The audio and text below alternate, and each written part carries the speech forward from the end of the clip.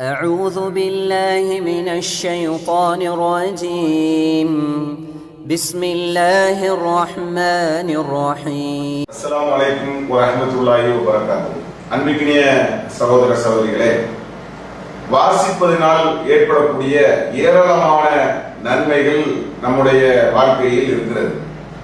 வாசிப்பதை பற்றி நம்ம செல்வதற்கு முன்னால் பார்ப்பதற்கு முன்பதாக இந்த புத்தகங்களை படிப்பது அல்லது அது சம்பந்தமான நூல்களை படிப்பது என்பது நம்முடைய அறிவு சார்ந்த தளத்தை, நம்முடைய நிறைய பொறுமையான விஷயங்களை, நம்முடைய விசாலமான பார்வைகளை, மற்றவர்களுடைய பல்வேறு விதமான கோணங்கள், பார்வைகள், அனுபவங்கள், இது அனைத்தையும் வாசிப்பதனால், புத்தகங்களை படிப்பதனால் நமக்கு ஏற்படக்கூடிய நன்மையாக இருக்கிறது. பொதுவாக மனிதனுடைய அறிவு என்பது எப்படியெல்லாம் அவன் தன்னை மெருகேற்றிக் கொள்கிறான், தன்னை நிறைய விவரங்களை அவன் எப்படி தெரிந்து கொள்கிறான் என்பதை நம்ம யோசிச்சு பார்க்கணும். இப்போ உதாரணம் சொல்வதாக இருந்தால், ஒரு மனிதன் தன்னுடைய அறிவை பெருக்கிக் கொள்வதற்கு கேள்வியின் மூலமாக, அதாவது மற்றவர்கள் சொல்லுவதை பார்த்து கேட்டு இதன் மூலமாகவும் தன்னுடைய அறிவாற்றலை பெருக்கிக் கொள்கிறான். அதே போல தன்னுடைய அனுபவங்கள், அதுவும் அவனுடைய அறிவை பெருக்கிக் கொள்வதற்கு உதவுகிறது. அதே போல படித்து அவன் பல விஷயங்களை தெரிந்து கொள்வது என்பதும் அவனுக்கு நிறைய நன்மைகளை, நிறைய அனுபவங்களை அவனுக்கு கற்றுத் தருகிறது. அல்லாஹ் திருமறை குர்ஆனிலே நமக்கு எப்படி சொல்லி காட்டுகிறான்? இன்ன சமஅ வல் பஸர வல் ஃபுஆத குல்லு உலாயிக கான அன்ஹு மஸ்ஊலா. உங்களுடைய செவி, பார்வை, உள்ளம் அனைத்தும் விசாரணைக்கு உட்படுத்தப்படும் என்று ரப்புல் ஆலமீன் நமக்கு சொல்லி காட்டுகிறான். அப்படின்னா என்ன அர்த்தம்? நம்ம கண்மூடித்தனமாக நம்முடைய வாழ்க்கையை நகர்த்தக்கூடாது. நம்ம அறிவு சார்ந்து நிறைய விஷயங்களை கற்றுக்கொண்டு அதனை இந்த துன்யாவுக்கும் மறுமைக்கும் நன்மைக்குரிய காரியங்களாக நம்ம மாற்றி பழகணும். அதைத்தான் இஸ்லாம் நமக்கு கற்றுத் தருகிறது. நபிகள் நாயகம் ஸல்லல்லாஹு அலைஹி வஸல்லம் அவர்கள் அவங்க படிக்கல, எழுத தெரியாது. அதே நேரத்தில் அவர்களுக்கு அல்லாஹ் கொடுத்த வேதத்தை, அல்லாஹ் கொடுத்திருக்கக்கூடிய அந்த வேதமாக இருக்கக்கூடிய திருமறை குர்ஆனை அவர்கள் கற்று அறிந்த அந்த சஹாபாக்களிடத்திலே சொல்லி அவர்கள் அதை பதிவு செய்து அதை பின்னொரு காலங்களில் அந்த நூட்களாக, வேதமாக, குர்ஆனாக இடம்பெற்று அது இன்னைக்கு வரைக்கும் நம்முடைய கைகளுக்கு சேருதுன்னு சொன்னா, படித்தல், எழுதுதல், கற்றல் என்று வரக்கூடிய விஷயம் என்பது நமக்கு ஏராளமான நன்மையை தருகிறதா இல்லையா? அப்போ நம்ம படிக்கக்கூடிய அறிவை நம்ம வளர்த்து கொள்ள வேண்டும். நேரங்கள் கிடைக்கிறதா? ஓய்வு நேரங்கள் கிடைக்கிறதா? எப்போ பார்த்தாலும் உங்களுடைய வாழ்க்கையில் பொருளாதாரத்தை நோக்கியே நம்ம ஓடுறோம். அல்லது வீணான காரியங்கள், நம்முடைய செல்போன்களை எடுத்துக்கொண்டால் வீணான காரியங்கள், அதில் நம்ம நேரங்களை செலவு செய்வது, அதை உட்கார்ந்து மணிக்கணக்கில் நம்முடைய நேரங்களை செலவு செய்வது, இப்படியாக நம்ம நிறைய நேரங்களை வீணான காரியங்களில் செலவு செய்து கொண்டிருக்கிறோம். ஆனால் நம்முடைய நேரங்களை பயனுள்ளதாக படிக்கக்கூடிய பண்புகளை நம்ம வளர்த்துக்கிடணும். பொதுவாக சொல்லுவாங்க, நீங்க நம்ம படிப்புன்னு சொன்னா என்ன புரிஞ்சுக்கிடுறோம்? இப்போ நீங்க மறுமையை நம்பாத மக்கள், ஒரு இணை வைப்பாளர்கள்னு நீங்க வச்சுக்கிடலாம். அவர்கள் இன்னைக்கு நீங்க வாழக்கூடிய உலகத்தில் நூட்களை படிப்பது அதை ஒரு கொள்கையாக வைத்திருக்கிறார்கள். ஏராளமான நூல்களை படிப்பார்கள். நீங்க புத்தக கண்காட்சியில் கூட நீங்க பார்த்தீங்கன்னு சொன்னா லட்சக்கணக்கான நூல்கள் அங்கே இருக்கிறது. அப்போ அந்த மாதிரி ஏராளமான நூல்களை என்ன செய்யறாங்க? படிக்கிறார்கள். அந்த மாதிரி எல்லா புத்தகங்களையும் படித்துவிட்டு நம்முடைய அறிவை நாங்கள் வளர்த்து கொண்டு விட்டோம், எங்களுக்கு நிறைய அனுபவங்கள் கிடைத்திருக்கிறது அப்படின்னு சொல்லி படிக்கிறார்கள். இப்போ நாம சொல்றது அதை மட்டும் நம்ம சொல்ல வரல. ஏன்னா புத்தகம் சொன்னா இன்னைக்கு இருக்கக்கூடிய ஏராளமான புத்தகங்கள்ல தவறான செய்திகளும் இருக்கிறது.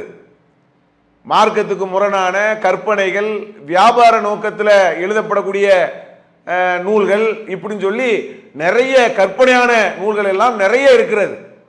நாம சொல்றதுங்கிறது அது கிடையாது. அது மட்டும் இல்லை, துன்யாவிலே நீங்கள் அதிக நூல்களை படியுங்கள், துனியா சம்பந்தப்பட்ட அறிவை வளர்த்து கொள்ளுங்கள். ஆனால் ஒரு முஸ்லிம், ஒரு மூமின் தன்னுடைய அறிவு ஆற்றலை எப்படி வைத்துக் கொள்ள வேண்டும், ஒரு முஸ்லிம் இந்த உலகத்தில் எப்படி வாழ வேண்டும், அவன் ஏமாறக்கூடியவனாக இருக்கக்கூடாது. நம்ம பிறரை ஏமாற்றவும் கூடாது. மூமினுடைய பண்பு என்ன? பிறரை நீங்கள் ஏமாற்றவும் கூடாது, அதே போல நீங்கள் ஏமாறவும் கூடாது. அப்ப இந்த உலகத்தில் இருக்கக்கூடிய எல்லா நூல்களையும் படிக்கிறேன், என்னுடைய அறிவை நான் வளர்த்துக்கிறேன் அப்படின்னு சொல்லி கற்பனையான கதைகளை படித்து அதுல நீங்க நேரங்களை செலவு செய்யுங்க அப்படின்னு நம்ம சொல்ல வரல. நாம சொல்வது என்னது? நூல்களை படியுங்கள், உங்களுடைய அறிவு ஆற்றல்களை வளர்த்துக் கொள்ளுங்கள் அப்படின்னு சொல்லுவது. பெரும்பாலும் நம்ம எதை சொல்லுகிறோம்? அல்லாஹ்வினுடைய வேதத்தை, அவனுடைய வேத நூல் திருமறை குர்ஆனை நீங்கள் படிக்க வேண்டும். அதுக்கு நீங்க நேரங்களை செலவு செய்யணும். அது மட்டும் இல்லாம அல்லாஹ்வுடைய தூதருடைய சொல்கள், இன்னைக்கு புகாரி, முஸ்லிம், திருமதின்னு அந்த நூல்கள் இருக்கிறதா இல்லையா? அதுகளை நீங்க ஏராளமான நூல்களை படித்து உங்களுடைய நேரங்களை செலவு செய்யணும். இந்த படிக்கிற அறிவுங்கிறது எப்படி தெரியுமா? உங்களுக்கு நிறைய வகையில் அது பயனுள்ளதாக இருக்கும். உங்களுடைய நினைவாற்றலை அதிகப்படுத்தும். தேவையற்ற உபரியான நேரங்களை செலவு செய்யறத இந்த நூல்கள் படிப்பது என்பது உங்களுக்கு மாற்றி அமைக்கும். அது இல்லாம நம்ம அந்த நூல்களை படிக்கிறோமா இல்லையா, அல்லாஹ்வினுடைய வேதத்தை, அதே மாதிரி அல்லாஹ்வுடைய தூதரனுடைய அந்த சொல்களை, இதுகளை நம்ம திரும்ப திரும்ப படிக்கிறோமா இல்லையா? இது எப்படி நீங்க பாத்தீங்கன்னு கேட்டீங்கன்னா, நினைவாற்றல் இதுல இப்போ உதாரணத்துக்கு ஒரு தர்மம், அது சம்பந்தமாக அல்லாஹ்வுடைய குர்ஆன் வசனம் நமக்கு நினைவு வரும். யாராவது நம்ம மனசை ரொம்ப புண்படுத்துறாங்க, ஒரு பேச்சுக்கு சொல்றேன், குர்ஆன்ல வசனங்கள் திரும்ப திரும்ப சொல்லப்படுகிறது. பல நேரங்களில் நீங்க பயான்ல கேட்டிருப்பீங்க. ஆனாலும் நீங்க திரும்ப திரும்ப படிக்கிறதுனால தான் உங்களுக்கு அது வாழ்க்கையில பயனளிக்கும். இப்ப யாராவது உங்களை நோவினை செய்யறாங்க, உங்க மனசை ரொம்ப புண்படுத்துறாங்க, உங்களை கேலி செய்யறாங்க, கிண்டல் செய்யறாங்க, அப்போ மனசு ரொம்ப வெக்ஸ் அடையுது. இப்ப அல்லாஹ்வுடைய வேதத்தை படிச்சு அதுல உள்ள வசனம் உங்களுக்கு நினைவு வருதுன்னு வைங்க, அது உங்களுக்கு வாழ்க்கைக்கு எவ்வளவு பெரிய நன்மையா இருக்குன்னு நீங்க யோசிச்சு பார்க்கணும். அல்லாஹ் திருமறை குர்ஆன்ல சொல்றானா இல்லையா? வேதம் கொடுக்கப்பட்டவர்களிடமிருந்து சங்கடம் தரும் சொல்லை நீங்கள் செவியுறுவீர்கள், அதை நீங்கள் சகித்து கொண்டு அஞ்சினால் அது உறுதிமிக்க காரியமாக அடங்கும். அல்லாஹ் குர்ஆன்ல சொல்லி காட்டுகிறான். அப்போ நம்ம பிறரால் நெருக்கடிக்கு உள்ளாகிறோம், ஏதோ ஒரு வகையில் நமக்கு மன உளைச்சல் ஏற்படுகிறது, அந்த நேரத்தில் அப்படியே தடுமாறுறோம். தடுமாறும் போது நீங்க ஏற்கனவே அல்லாஹ்வுடைய வேதத்தை படிச்சுக்கிட்டே வர்றீங்கன்னு வைங்க, அது உங்க மூளை உங்களுக்கு எடுத்து கொடுக்கும். அந்த நேரத்தில் எப்போ நீங்க மன உளைச்சலை சந்திக்கிறீர்களோ அந்த பிரச்சனைக்கு ஏற்றால் போல அல்லாஹ்வினுடைய வேதத்தினுடைய வரிகள் உங்களுக்கு நினைவுக்கு வரும். எப்படி வருது? எப்படி வருதுன்னு சொன்னா, உங்களுக்கு அந்த படிப்பு மூலமான ஒரு தொடர்பு இருக்கு பாருங்க, திரும்ப திரும்ப நீங்க படிக்கிறீங்க பாருங்க, அதனால உங்களுக்கு அந்த நினைவு வரும், ஒவ்வொரு சம்பவங்களையும் வரும். அப்ப படிப்பு என்பது, வாசிப்பது என்பது அலட்சியம் செய்யக்கூடிய ஒரு பண்பு கிடையாது. அதெல்லாம் நமக்கு தேவையா? நம்ம ஒரு பிஸி ஷெட்யூல்ல இருக்கிறேன், பரபரப்பா இருக்கிறேன், நான் படிக்கணுமா, நான் தெரிஞ்சுக்கிடணுமா? நான் தெரிஞ்சுக்கிறதுக்கு எதுவுமே இல்லைன்னா கிடையாது. தெரிஞ்சுக்கிற எல்லா விஷயத்தையும் அறிஞ்சவன் அல்லாஹ் ஒருத்தன் தான், அவனுக்கு தான் தெரியறதுக்கு எதுவுமே இல்லை. நமக்கு மௌத்தார வரைக்கும், இந்த உலகம் அழியிற வரைக்கும் மனிதர்கள் தெரிந்து கொள்ள வேண்டிய விஷயம் என்பது ஏராளமான விஷயங்கள் இருக்கிறது. அப்போ நூல்களை நீங்க திரும்ப திரும்ப படிக்கணும். அதுவும் நூலினுடைய சிறப்பம்சம் என்ன தெரியுமா? இப்போ ஒரு பேச்சுன்னு ஒன்று பேசுறோன்னு வைங்க, அதுல எதை வேணாலும் பேசுவாங்க, கொஞ்சம் முன்ன பின்ன பேசுவாங்க. ஒரு எழுத்து வடிவில் வருதுன்னு வைங்க, கவனமா இருப்பாங்க, சரியான ஆதாரங்களை கொடுப்பாங்க. ஏன்னா அது காலத்துக்கு நிற்கும் தானே, அது முரண்படக்கூடாது இல்லையா? அப்போ சரியாக இருக்கணும் என்பதற்காக அந்த நூல்களை தரமா கொடுக்கணும்னு தான் ஒவ்வொரு நூலாசிரியர்களும் விரும்புவார்கள். அப்போ உங்க நேரம் எந்த அளவுக்கு ஒரு தரமான செய்தியை பெறுறதுக்கு உங்களுடைய நேரத்தை நீங்கள் ஒதுக்குகிறீர்கள் அப்படிங்கிறத நீங்க சிந்தித்து பார்க்கணும். அப்போ நினைவாற்றல் நமக்கு ஒவ்வொரு பிரச்சனைகளின் போதும் நாம் படிக்கக்கூடிய தகவல்கள் உங்களுக்கு மென்மேலும் உதவக்கூடியதாக இருக்கும். அது இல்லாம பாருங்க, இப்போ ஒரு ஆளை நம்ம பார்க்கிறோம்.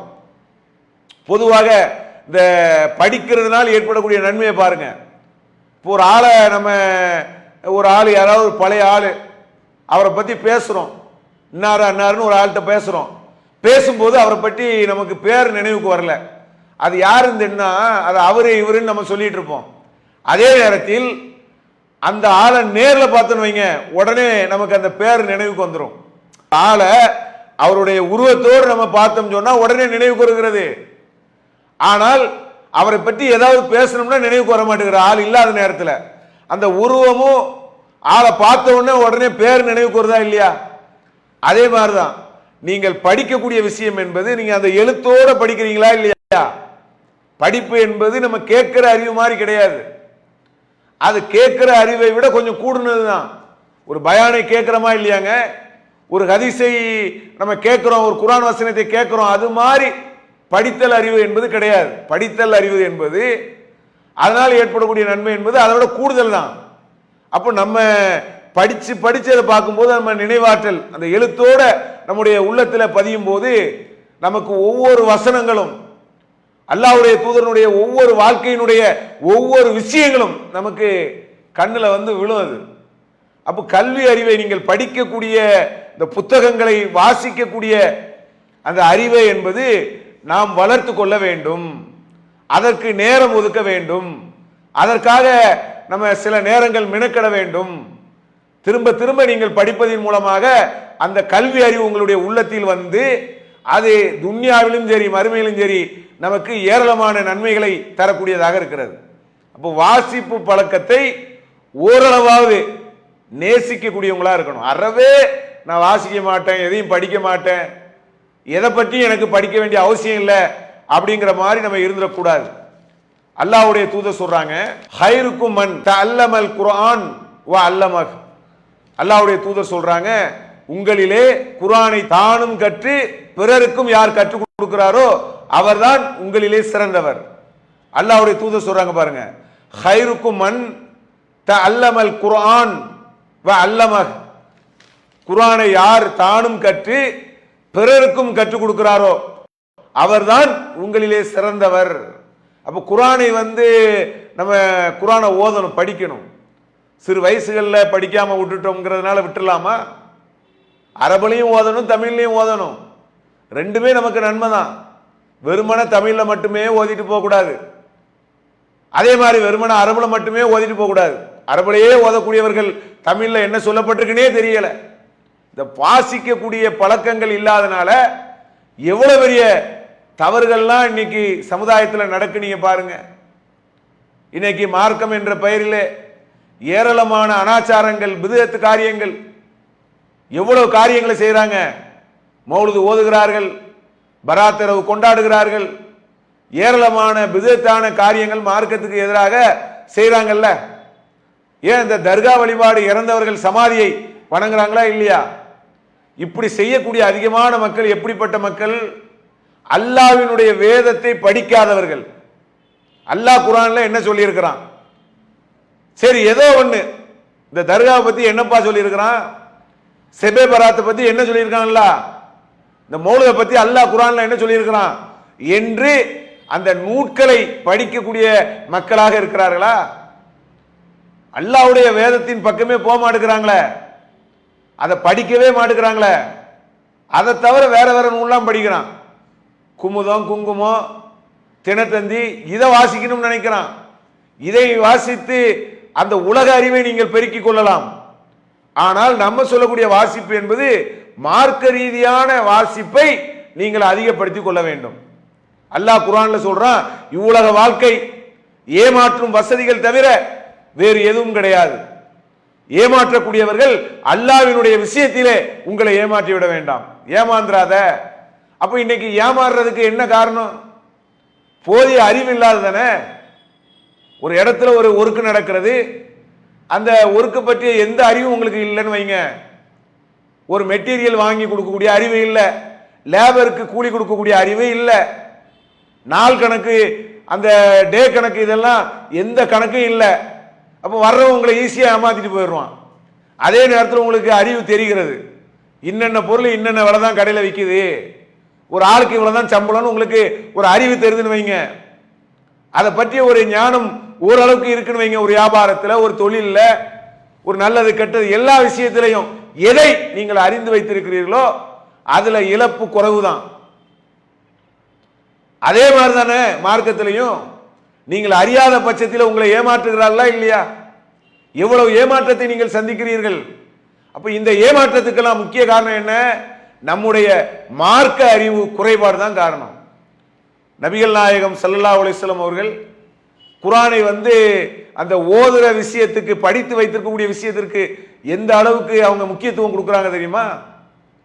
நபிகள் நாயகம் அவங்களுடைய காலத்துல ஒரு பெண்மணி வர்றாங்க, வந்துவிட்டு சொல்றாங்க, அல்லாஹ்வுடைய தூதரே, நான் உங்களை திருமணம் செய்ய இருக்கிறேன் அப்படின்னு சொல்லி கேட்கிறாங்க ஒரு சபையில. அப்ப ரசூலுல்லாஹ் நான் செய்யல, வேண்டான்ட்டாங்க. அப்ப அங்க இருக்கக்கூடிய ஒரு சகாபி சொல்றாங்க, நான் திருமணம் செய்து கொள்கிறேன் அப்படிங்கிறாங்க. இப்ப அல்லாஹ்வுடைய தூதர் சொல்றாங்க, உன்னிடத்தில் நீ அவளுக்கு மகரா இருக்கிறதா? அவர் இல்லைங்கிறார். சரி, அப்ப ஏதாவது இரும்பு மோதிரம் அது மாதிரி ஏதாவது இருக்கிறதா? ஏன்னா அவர் ரொம்ப கஷ்டப்பட்டவர் போல. என்னதான் கஷ்டப்பட்டவராக இருந்தாலும் ஒரு மகர் கொடுக்கணும்ல. திருமணங்கிறது மகரினுடைய ஒப்பந்தத்தில் தானே, மகரை கொடுத்து அதனால் ஏற்படக்கூடிய ஒப்பந்தத்தில் தானே திருமணம் நடக்குது. அப்போ நீங்க திருமண ஒப்பந்தத்தை நீங்க செய்யக்கூடிய நேரத்தில் ஒரு ஆடையை கொடுங்க, ஒரு மோதிரத்தை கொடுங்க. அப்ப அந்த நபி தோழர் சொல்றாங்க, அதெல்லாம் எனக்கு எதுவுமே கிடைக்கலங்கிறாங்க. இப்ப அல்லாஹ்வுடைய தூதர் சொல்றாங்க, குர்ஆன்ல உனக்கு என்ன தெரியும், இன்னென்ன வசனங்கள்லாம் தெரியும், அப்ப அதை கொண்டு மகராக நான் ஆக்கிக் கொள்ளுகிறேன் அப்படின்னு சொல்லி அல்லாஹ்வுடைய தூதர் சொல்றாங்க. அப்ப குர்ஆனை நம்ம கேட்டு அறிந்து மனனம் செய்வது என்பது ஒன்று, படித்து நம்ம ஒரு மனன சக்தியை உருவாக்கிடணுமா இல்லையா? அது நம்முடைய சொத்து இல்லையா? குர்ஆன் நாளைக்கு மறுமையில சான்று தருமா இல்லையா? இந்த குர்ஆனை படித்ததுனால தான் இந்த உலகத்தினுடைய வழிகேடு, கேடுகட்ட எண்ணங்களிலிருந்து தவிர்த்து நான் வாழ்ந்திருக்கிறேன் என்று சொல்ல முடியுமா இல்லையா? அப்போ நீங்க வேதத்தை வாசிப்பதற்கு நம்முடைய நேரங்களை ஒதுக்கணும், படிக்கிறதுக்கு நம்முடைய நேரங்களை ஒதுக்கணும். அதெல்லாம் நீங்க நேரத்தை செலவு செஞ்சா நேரம் பத்தாது. மனிதன் என்ன செய்யறான்? எப்பம் பாரு அவனுக்கு வாழ்க்கையில பொருளாதாரம் தான். அதை எப்படி டெவலப் பண்ணணும்னு பார்த்துக்கிட்டே இருக்கிறான். தனக்கு கீழ் உள்ளவர்கள் கடைசி வரைக்கும் இவனுக்கு பொருளாதாரம் எவ்வளவு லட்சத்தை கொடுத்து கோடியை கொட்டி கொடுத்தாலும் சரி, பொருளாதாரத்தை போதுன்னு சொல்றானா, கடைசி வரைக்கும் போதுங்கிறானா? ஆனா அந்த பொருளாதாரம் அழிவை தந்துரும், அது கடைசி வரைக்கும் நமக்கு வராது. ஆனா நம்ம கற்றல்ங்கிறது யாரும் நம்மகிட்ட இருந்து பிடுங்க முடியாது. ஒரு 500 ரூபா 1000 ரூபா நீங்க பையில வச்சிருந்தீங்கன்னா கூட எடுத்துருவான். ஏமாற்றம் இருக்கிறது. உங்களுடைய கல்வி அறிவு ஏமாற்றத்தை தருமா? படிக்கக்கூடிய அறிவு, வாசிக்கக்கூடிய அறிவு, வாசித்துக் கொண்டே இருக்கிறீர்கள். நீங்க கொஞ்சம் கொஞ்சமா அந்த மூளைக்கு ஒரு பயிற்சி கொடுத்து பாருங்க. திரும்ப திரும்ப நீங்க அந்த பயிற்சியை கொடுக்கும் போது அது உங்களுக்கு ஒரு பிரகாசமான ஒரு வழிகாட்டியாக, ஏராளமான செய்திகளை உங்களுக்கு வாழ்க்கையில தந்து கொண்டே இருக்கும்.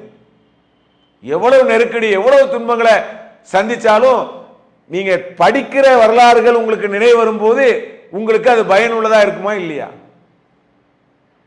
குர்ஆனை படிக்கிறார்கள், படிச்சிருக்கிறாங்க, எல்லாரும் சொல்றோம் நாங்க அல்லாஹ்வுடைய வேதத்தை படிச்சிருக்கிறேன், குர்ஆனை ஓதி இருக்கிறேன், தமிழ்லையும் ஓதி இருக்கிறேன், அரபுலையும் ஓதி இருக்கிறேன். அல்லாஹ்வுடைய தூதர் என்ன தெரியுமா சொல்றாங்க? திரும்ப திரும்ப நீங்க ஓதணும்.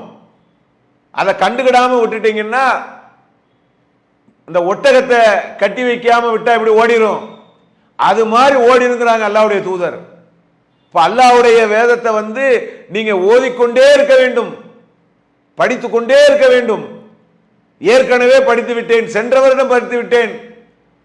ஒரு ரம்லான் வருதா இல்லையா? ஒரு ரம்லான் வரும்போது நம்மளை உயிர்ப்பிக்கணும், ஒரு புத்துயிர் கொடுக்கணும் நமக்கு திரும்ப திரும்ப. ஒரு செடி மாதிரி தான், தண்ணி ஊத்த ஊத்த தானே செடி அப்படி செழிச்சு வளருது. இல்லாட்டா எப்படி ஆயிரும்? மக்கி மண்ணா போயிருதா இல்லையா? ஒரு நீரூற்றை திரும்ப திரும்ப கொடுக்கிறோமா இல்லையா? ஏற்கனவே படித்த வரலாறா இருக்கட்டும், ஏற்கனவே தெரிஞ்ச வரலாறா இருக்கட்டும், ஏற்கனவே புகாரி, முஸ்லிம், திருமதி எல்லாமே படிச்சதாவே இருக்கட்டுமே, திரும்ப படிங்க. துன்யாவினுடைய நூல்களையும் படிக்கலாம்.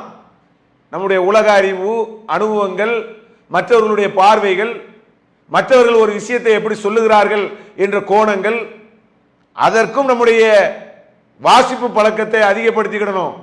மறுமையினுடைய நன்மைக்காக மறுமை சம்பந்தப்பட்ட நூல்களையும் திரும்ப திரும்ப நம்ம என்ன செய்யணும்? படித்து கொண்டே இருக்க வேண்டும். அப்போ வாசிக்கக்கூடிய பழக்கம் என்பது ஒரு மூமினுக்கு அதிகமாக இருக்கணும், குறையா இருக்கக்கூடாது. நபிகள் நாயகம் ஸல்லல்லாஹு அலைஹி வஸல்லம் அவர்கள், அல்லாஹ்வுடைய தூதர் சொல்றாங்க, அவங்களுடைய காலத்தில் ஒருவர் குர்ஆன் படித்து கொண்டிருக்கிறார் பள்ளிவாசல்ல. இப்போ அல்லாஹ்வுடைய தூதர் சொல்றாங்க, அவருக்கு அல்லாஹ் கருணை செய்வானாக, அருள் செய்வானாக. ஏன்னா அல்லாஹ்வுடைய வேதத்தை படிக்கிறார்ல. அப்போ உள்ள அந்த நேரத்தை செலவு செய்கிறார், வாசிப்பதற்காக நேரத்தை செலவு செய்கிறார். அதே மாதிரி அல்லாஹ்வுடைய தூதர் சொல்றாங்க, என்னென்ன வசனங்களை நான் மறந்து விட்டேன், அவருடைய கற்றுக் கொடுப்பதின் மூலமாக நினைவு வந்து விட்டதுங்கிறாங்க. அப்போ நம்ம ரசூலுல்லாஹ்வுக்கே திரும்ப திரும்ப படிக்கணும், தெரிஞ்சுக்கிடணும், ஓதிக்கிடணும். ஜிப்ரீல் அலைஹிஸ்ஸலாம் அவர்கள் பல முறை பயிற்சி கொடுத்தாங்களா இல்லையா? அப்போ இறை தூதருக்கு அப்படி இருக்குன்னு சொன்னா, நம்ம ஏற்கனவே ஒரு கல்வியை நான் கற்றுவிட்டேன், படித்து விட்டேன்னு இருக்கக்கூடாது. அனுதினமும் உங்களுக்கு படிக்க வேண்டிய வேலை இருக்கு. அப்போ நூல்களுக்கு நீங்க நிறைய நேரங்களை செலவு செய்யணும். நம்ம அந்த நேரங்களை செலவு செய்யாதனால தான் நம்மளுடைய உள்ளங்கள் அலைபாய்கிறது. நம்ம உள்ளம் என்ன செய்ய மாட்டேங்குது? ஒரு கணக்கில் இருக்க மாட்டேங்கிறது. வெறுமையை நோக்கி நம்ம ஓடுறோம், கற்பனை உலகத்தை நோக்கி ஓடுறோம். மற்றவர்களை பற்றி பலாய் கலவுறது, அவங்க அவ்வளவு சம்பாதிச்சாங்க, இவங்க இவ்வளவு சம்பாதிச்சாங்க, மற்றவர்களுடைய வாழ்க்கையை பற்றியே நம்முடைய நேரங்கள் வீணடிக்கப்படுகிறது. ஆனால் படிக்கக்கூடிய அறிவை கொஞ்சம் வளர்த்து பாருங்க, வாசித்து பாருங்க. இன்னைக்கு இருக்கக்கூடிய பல நூல்கள், புகாரி, முஸ்லிம், திருமதியெல்லாம் பாருங்க, என்னைக்கு எழுதப்பட்ட நூல், எவ்வளவு ஆண்டுகள் ஆகிவிட்டது. அது ஒரு நூல் வடிவத்திலே அதற்காக உழைத்து செலவு செய்து அதை பதிவு செய்த ஒரே காரணத்துக்காக தானே இன்னைக்கும் அந்த நூல் நம்மிடத்தில் இருக்கிறது. அப்ப கற்கக்கூடிய ஒரு ஆற்றல் என்பது நமக்கு வேணும். அல்லாஹ் மனிதர்களை எப்படி வச்சிருக்கிறான்? இப்ப அனுபவத்தை கொண்டு பல அறிவுகளை பெறுகிறோம். பார்த்து சில விஷயங்களை பார்த்து நம்முடைய அனுபவங்கள் வருகிறது. சில விஷயங்களை கேட்டு, அந்த செய்தி, இந்த செய்தி, பயானு, இது மாதிரி விஷயங்களை கேட்டு நமக்கு பல அனுபவ பாடங்கள் ஏற்படுகிறது. அது மட்டும் நம்முடைய பாடம் கிடையாது. அல்லாஹ்வுடைய வேதங்களையும் மார்க்கம் சம்பந்தப்பட்ட நூல்களையும் அந்த படிக்கிறோம் பாருங்க, அந்த அனுபவங்களை நம்ம செலவு செய்யறோம் பாருங்க, அதுவும் ஒரு பெரிய நம்முடைய பொக்கிஷங்களாக இருக்கிறது, பெரிய ஆற்றல். நீங்க அதை உள்ள அந்த பயிற்சியை நம்ம திரும்ப திரும்ப கொடுக்கணும். எத்தனையோ வருஷங்களுக்கு முன்னால படித்த நூல்களினுடைய வரிகள் இன்னைக்கும் பல பேருக்கு நினைவுக்கு வரும். அன்னைக்கு அந்த நூல்ல நான் அதை படித்தேன், அன்னைக்கு அந்த செய்தியை தெரிஞ்சுக்கிட்டேன் அப்படின்னு சொல்லி அவங்களுக்கு அது திரும்ப திரும்ப வரக்கூடியதாக இருக்கும். சகாபாக்களை எடுத்துக்கொள்ளுங்கள். அல்லாஹ்வுடைய தூதருக்கு அவங்களுக்கு எழுத தெரியாது, படிக்க தெரியாது, அவங்க படிச்சிருக்க மாட்டாங்க. அது படிக்கலைங்கிறது குறை இல்லை. அல்லாஹ் அவங்களுக்கு கொடுத்த அறிவை கொண்டு அவங்க இந்த மார்க்கத்தை சொன்னாங்க. வேத அறிவிப்புகள் வந்துச்சு, தூதரின் மூலமாக சொல்லப்பட்டுச்சு, அது மார்க்கத்தை சொன்னாங்க. சகாபாக்கள் அவங்க ரசூலுல்லாஹ்வுடைய ஒவ்வொரு நடவடிக்கையும் எழுதினாங்களா இல்லையா? சொன்னாங்களா இல்லையா? பின்னொரு நேரத்தில் அதை நமக்கு ஒரு செய்தியாக தந்தாங்களா இல்லையா? ஹுதைபியா உடன்படிக்கை, அந்த உடன்படிக்கையை அல்லாஹ்வுடைய தூதர் என்ன செய்யறாங்க? எழுத சொல்றாங்க. அப்ப ரசூலுல்லாஹ் சொல்ல சொல்ல சகாபாக்கள் எழுதி கொடுக்குறாங்க. அந்த உடன்படிக்கையினுடைய அந்த எழுத்துக்கள் எல்லாம் பின்னால அவங்களுக்கு பெரிய அந்த உடன்படிக்கையே பெரிய நன்மையா மாறிச்சு. அப்ப அந்த படிக்கக்கூடிய அறிவு, வாசிக்கக்கூடிய அறிவு, அதை வளர்த்துக் கொள்வது என்பது நமக்கு மிக முக்கியம். நூற்கள் தொடர்பு இல்லாம படிக்கிறதுக்கு நான் நேரமே செலவு செய்ய மாட்டேன் அப்படிங்கிற மாதிரி நம்ம போனோம் சொன்னா, நமக்கு ஏதோ ஒரு பொக்கிஷத்தை நீங்கள் இழக்கிறீங்கன்னு வந்துடும். நம்ம கிட்ட ஒரு பொக்கிஷம் இருக்கிறது, அதை நீங்க எதையுமே கவனிக்கல, எதையுமே நான் எனக்கு தேவையில்லை அப்படிங்கிற அப்படி மாதிரி ஒரு நிலைமைக்கு நம்ம வந்துருவோம். அப்போ வாசிக்கக்கூடியதுனால் ஏராளமான நன்மைகள் இருக்குங்கிறாங்க. வாசிச்சு வாசிச்சு படிக்கிறதுனால, திரும்ப திரும்ப படிக்கிறதுனால, படிக்கக்கூடிய பழக்கத்தை வளர்க்கறதுனால, அதை ஏதோ ஒரு முதல்ல முயற்சி எடுக்கும்போது கொஞ்சம் கஷ்டம் இருக்கும், பின்னால அதை தொடர்ச்சியா வளர்க்கறதுனால நமக்கு ஏராளமான நன்மைகள் இருக்கிறது. நம்ம நிறைய அறிவை பெறுகிறோம், நிறைய அனுபவங்களை உள்ளுக்குள்ள ஏத்துகிறோம். அப்படிங்கிற மாதிரியாக கற்றல் என்பது மிக முக்கியமானதாகவும், வாசிக்கக்கூடிய பழக்கத்தை வளர்ப்பது என்பது பெரும் நன்மைக்குரிய ஒன்றாகவும் இருக்கிறது. ஒரு மூமின் பெரும்பாலும் நம்ம எதை அதிகமாக வாசிக்க போறோம்? மறுமை சம்பந்தப்பட்ட செய்திகளைத்தான், அது மாதிரியான தொடர்புகளைத்தான் அதிகமாக நாம் வாசிக்கக்கூடிய மக்களாக இருக்கிறோம். எனவே அந்த பழக்கங்களை இன்னி வரைக்கும் நம்ம இல்லைன்னா பிரச்சனை இல்லை, இனியாவது நிறைய நூல்களை படிப்போம், மறுமை சம்பந்தப்பட்ட நிறைய நூல்களை படிப்போம், அல்லாஹ்வினுடைய வேதத்தையும் தினமும் ஓதுவோம், படிப்போம், அதற்காக நேரங்களை செலவு செய்வோம். நிச்சயமாக நமக்கு இவ்வுலகிலும் மறுமையிலும் அது சார்ந்த ஏராளமான நன்மைகள் கிடைக்கும் என கூறி என்னுடைய உரையை நிறைவு செய்கிறேன். அல்ஹம்துலில்லாஹி ரப்பில் ஆலமீன். அஸ்ஸலாமு அலைக்கும் வரஹ்மத்துல்லாஹி வபரகாத்துஹு.